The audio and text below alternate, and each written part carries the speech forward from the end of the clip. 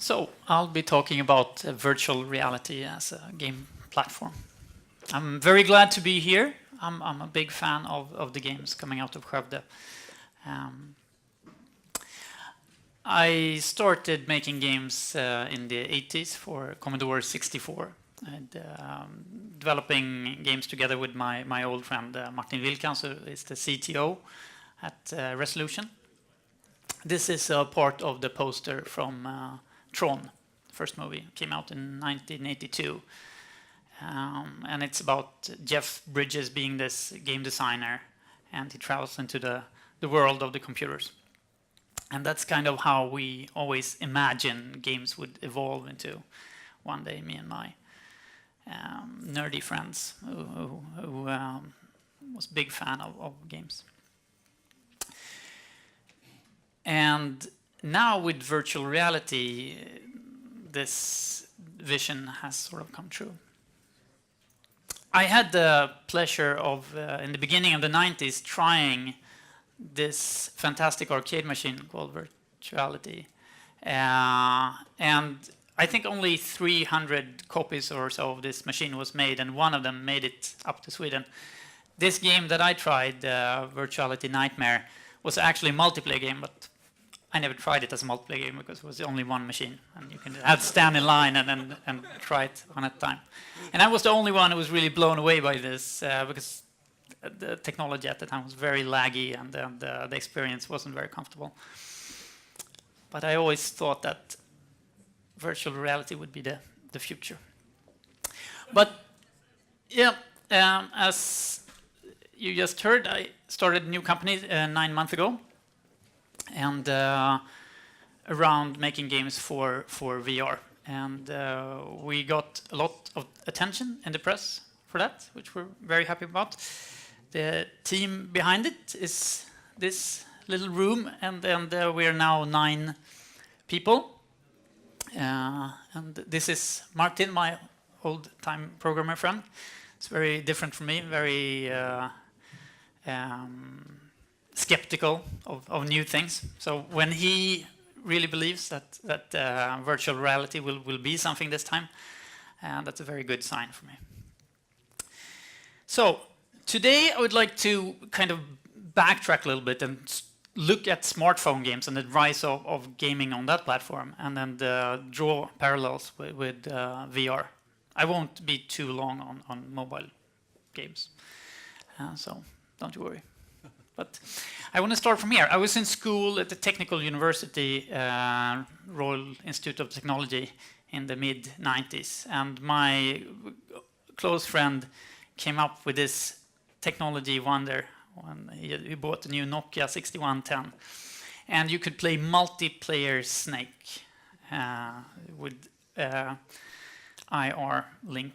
And that was amazing. And I felt that I immediately had to quit school and seize this opportunity. Soon everybody would be carrying a portable game console in their pocket. Unfortunately for me, it took a really long time for smartphone gaming to take off. I refer to this period as the dark ages of mobile gaming. And it really wasn't possible for a game developer to make a living out of making games for end consumer. A few guys succeeded in selling their companies and becoming rich.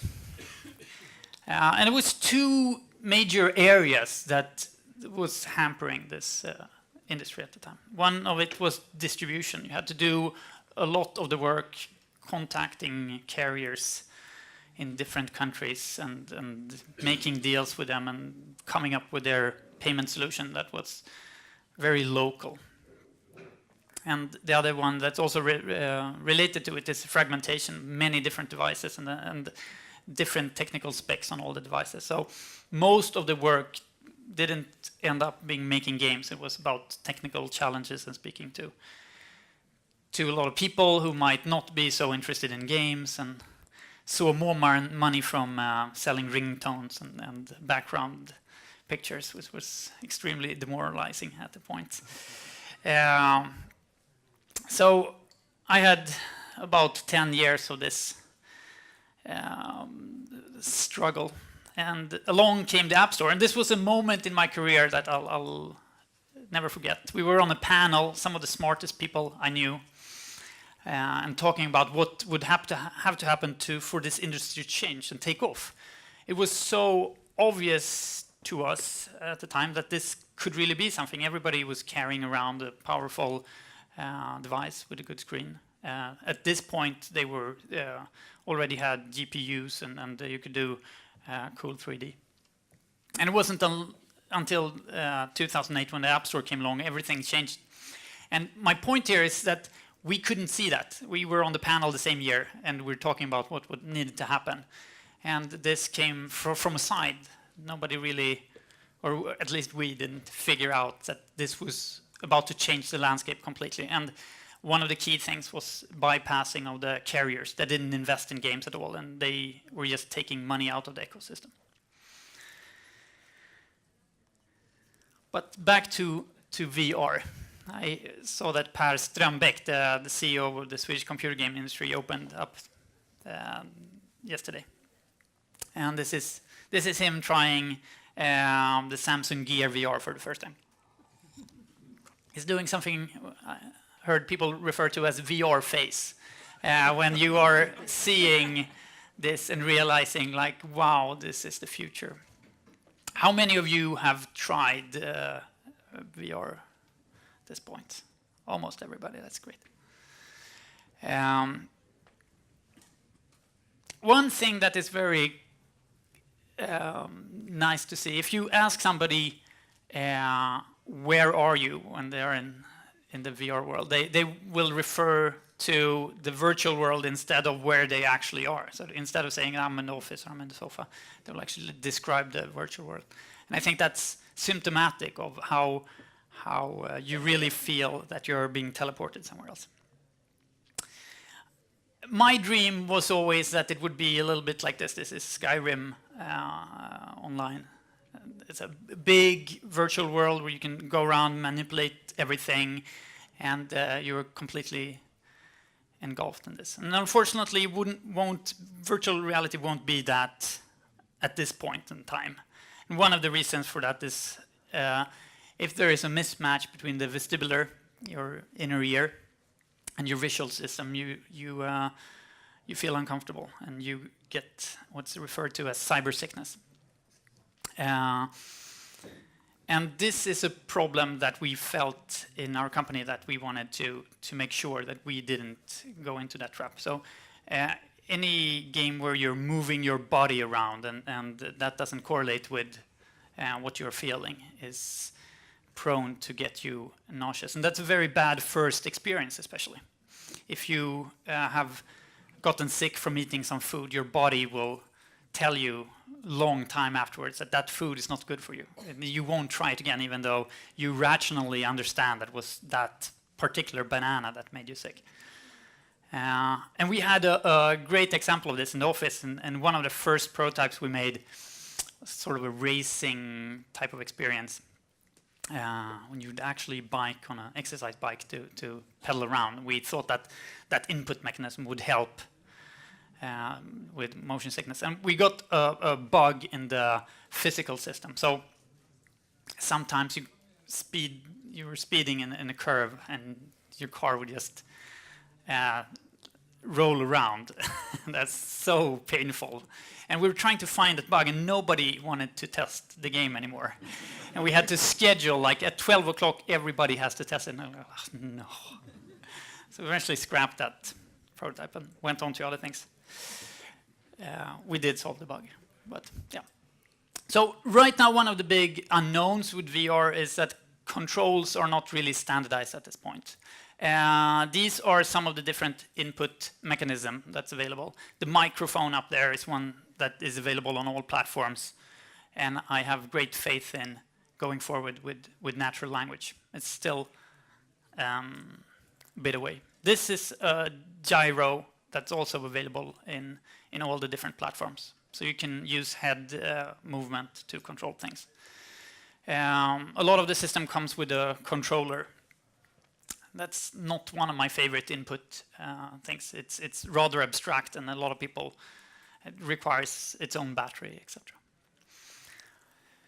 This is very interesting. This is one version. This is Leap Motion hand tracking system. One of the things that happens when you give virtual reality to people who haven't tried before is that their hands go up and they try to interact. So it's a very natural, intuitive way of controlling things in virtual world.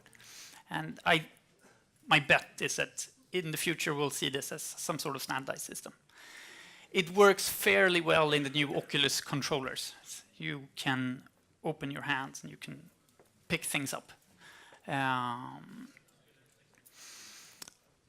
There is also eye tracking. This is the controllers for the Vive, and there are some other interesting initiatives. The Omni that you step up in and can actually run is a great initiative. Unfortunately, I don't think it's very likely we'll see a lot of those in homes just yet, because somebody described it to me after trying it at GDC. It was like putting on a giant diaper, which is never a good thing when you're trying to market new technology. So here is some of the leading headsets in the market right now. This on your left side is all mobile initiatives. I've separated HTC Vive because it has a bigger positional tracking area. It's similar to Star Trek's holodeck room, which I really like. You can move around, so they solved part of the nauseous problem. How many of you have tried HTC Vive at this point? Only Raf and one more gentleman. That's a really fantastic experience. I recommend you try it out if you have a chance. There is a tilt brush drawing program that's extremely mind-blowing. This is a Crescent Bay prototype of the Rift. I've tried the latest consumer version of the Rift, and it's very different from Oculus, the Dev DK2, as it's called, the Dev Kit 2, that I know that you have here. So they've come a far way since then. Unfortunately, one thing that's challenging, and do you remember this scene from The Matrix when Morpheus is telling Neo that unfortunately nobody can be told what the Matrix is, you have to experience for it yourself. And virtual reality is extremely much like that. If you have a great experience, there is no way of showing that to people with a video or screenshot. They actually have to try it themselves. So for a big audience like this, it's really tricky to convey people what you have been doing. And that's really challenging when it comes to marketing and PR. It's one of the things that we noticed. There's a little bit of a chicken and egg problem right now with virtual reality, obviously.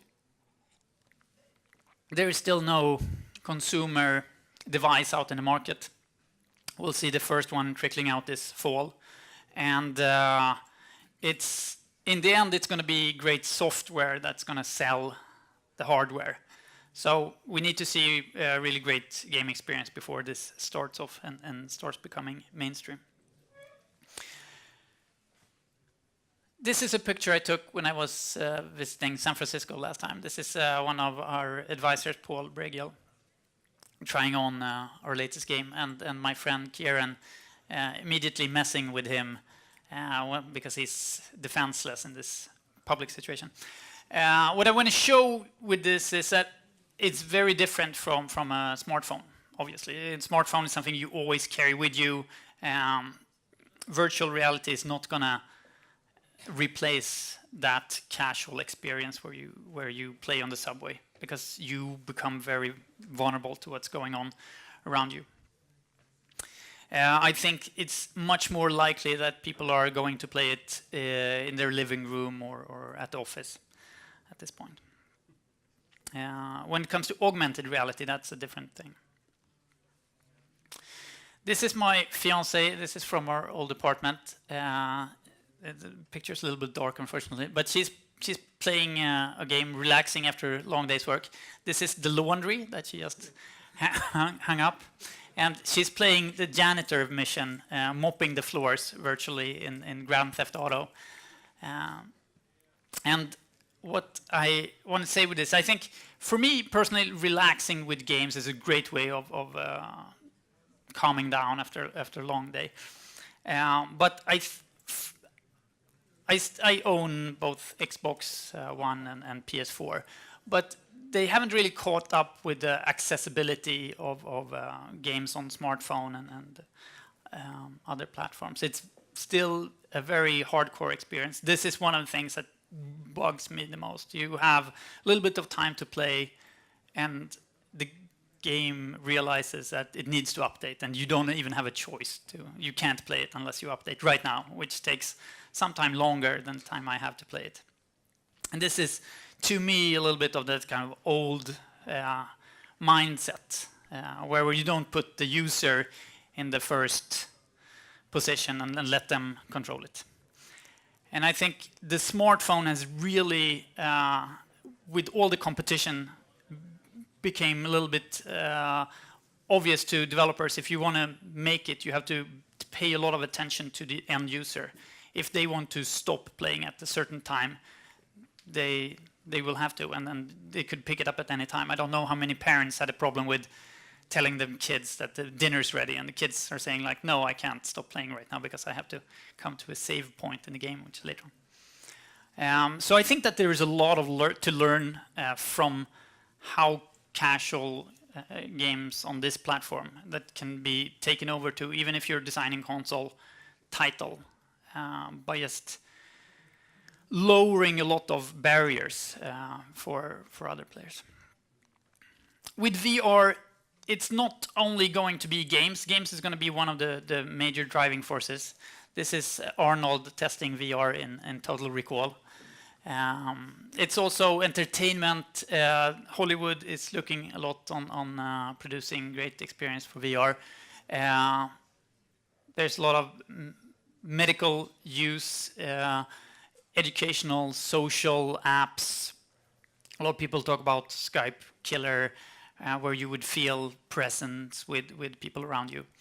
The new Oculus Touch demo called Toybox, where you're socially interacting with a friend, is extremely convincing for the fact that you are actually together doing something very closely.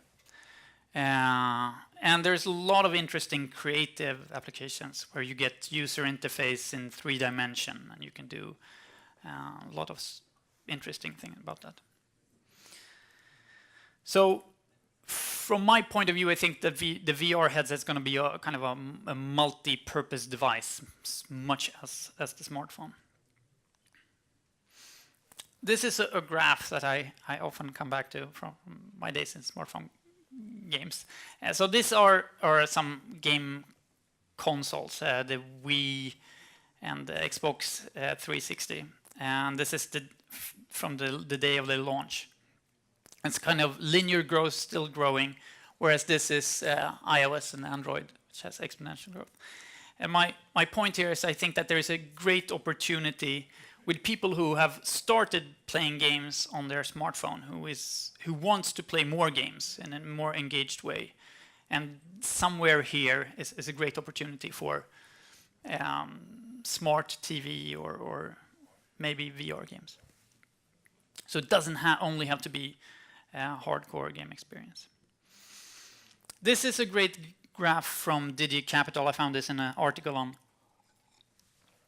Wired, and it's showing the virtual reality as a graph and different pies of how big the games will be in the entire virtual reality market share. So this is a $30 billion industry, according to them, in 5 years from now. And the biggest chunk is games. And it's hardware and film and other things, theme park. There's a really cool initiative called The Void, for instance, which is really interesting. But augmented reality is a sister technology to VR, I would say. There's a lot of them, a lot of these things are closely related, and also one of the reasons I'm super interested in this field. Augmented reality is when you see the real world through, and you can have virtual objects on top of it. And this has a lot of more application areas, especially in productivity. And it's very likely to replace your smartphone, I would say, one day. This is a little bit further along. VR is soon here, I would say. And then in the soon meaning 3 years time. It's not going to happen next year. It's going to have a lot of, we're going to see the first headsets start to come out, but I think we're going to have a lot of negative press. People who think that will happen super quickly, but it doesn't. But looking 5 years away, I think that AR is in many ways even more interesting initiative.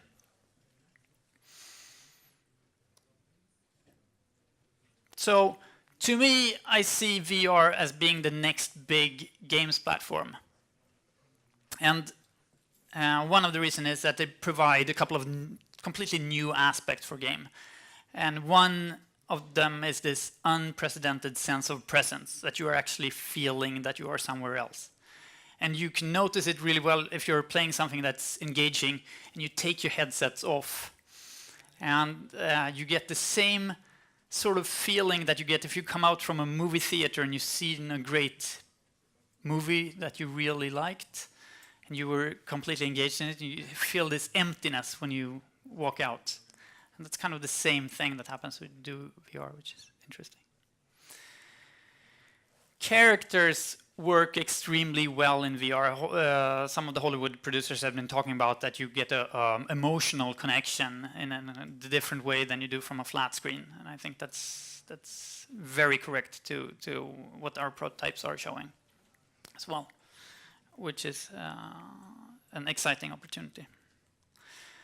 So just to come back to this smartphone lesson that I learned is that with accessibility, I group in a lot of things, like lowering barrier of entry. So it's free-to-play games have this really nice things where you can download and try something out really easy without having to make a big decision, a purchase decision, enter a password or anything like this.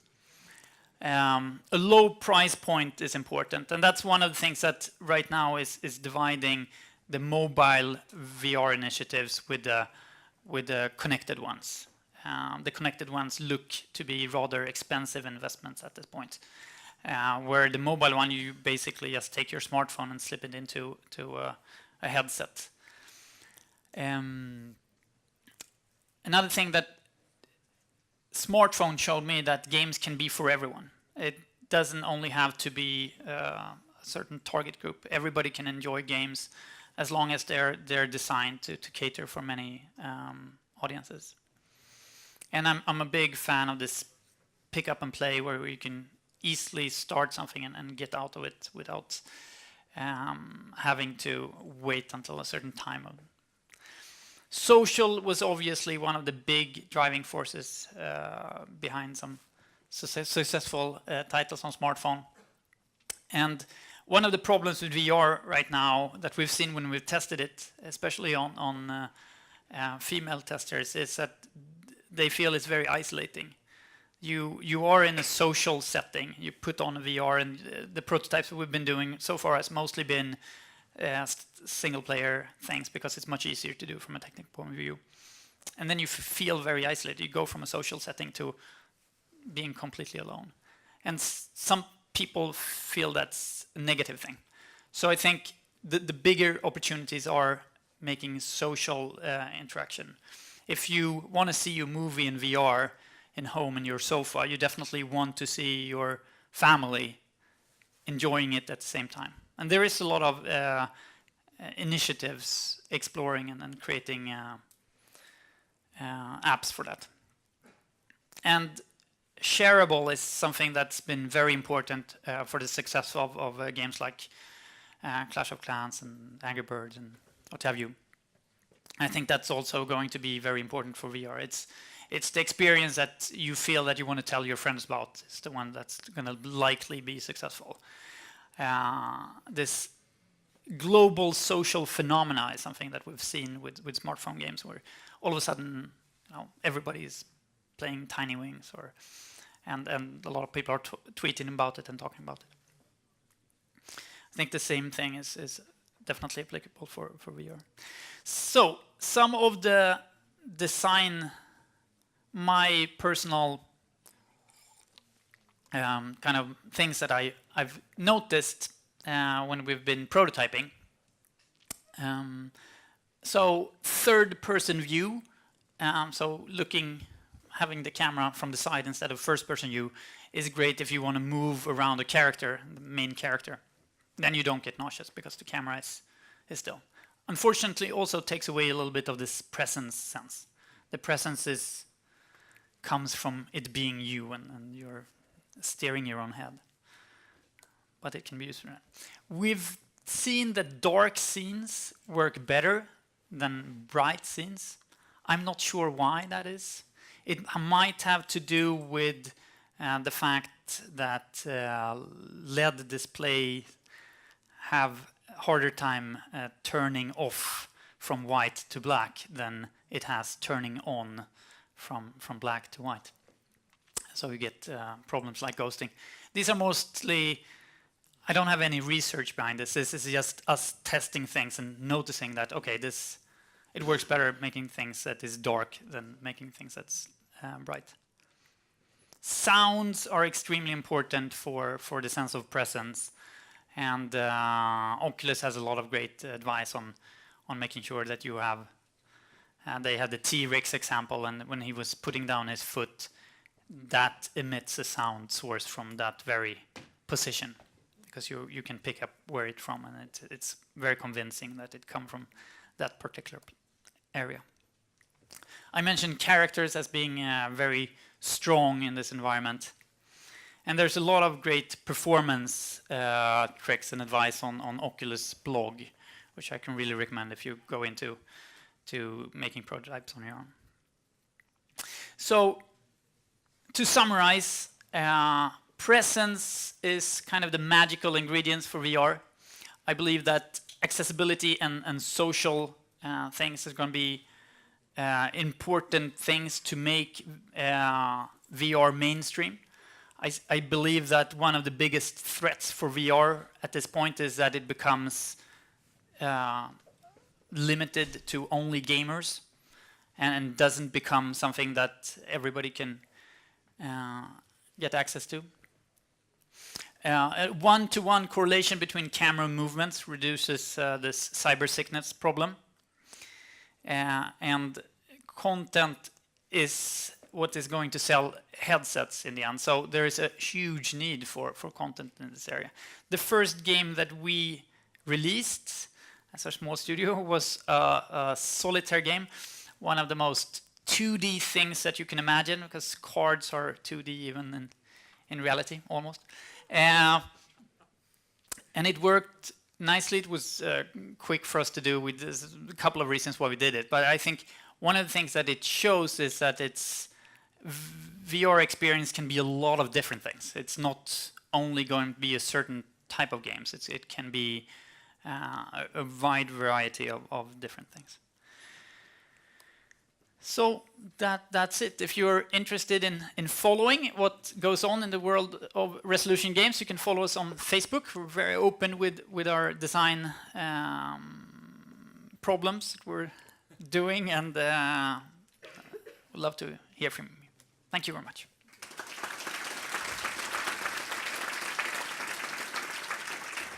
So I guess we have time for some questions. Anybody in the audience? At the far end. Of course.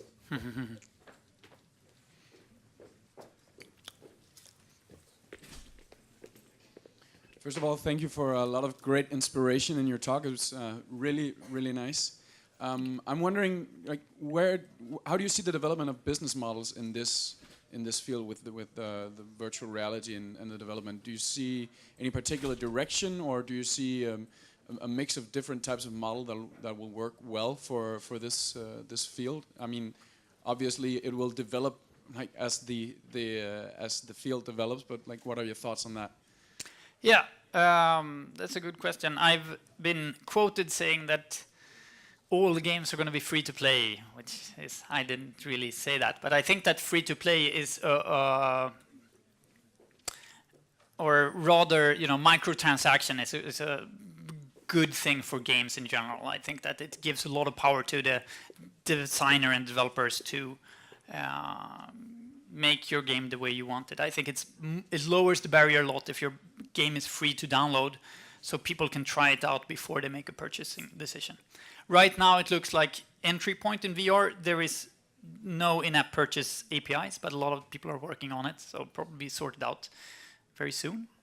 And I think that we'll see more of that. I think paying for games large sum up front is a reminiscence to PC and boxed products, and it will be less and less of that. But of course, every developer are free to design whatever they feel fits their game best.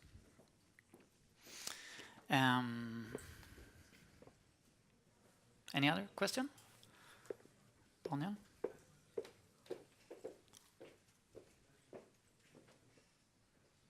Hi. So I've seen a lot of long-term projections for VR and VR content and what is coming in the next 5 years or so. But what do you think about the short term? Which, if you were, since you already have a company that does this, but if you have a new company that's starting out and want to aim for VR, which kind of projects would you take on and what kind of devices would you prioritize?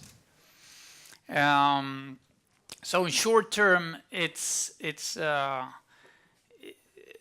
probably the easiest way of getting revenue is doing things for other companies, bigger companies who wants to make an experience and show that they're in the forefront, like a big car manufacturer that want to impress potential customers.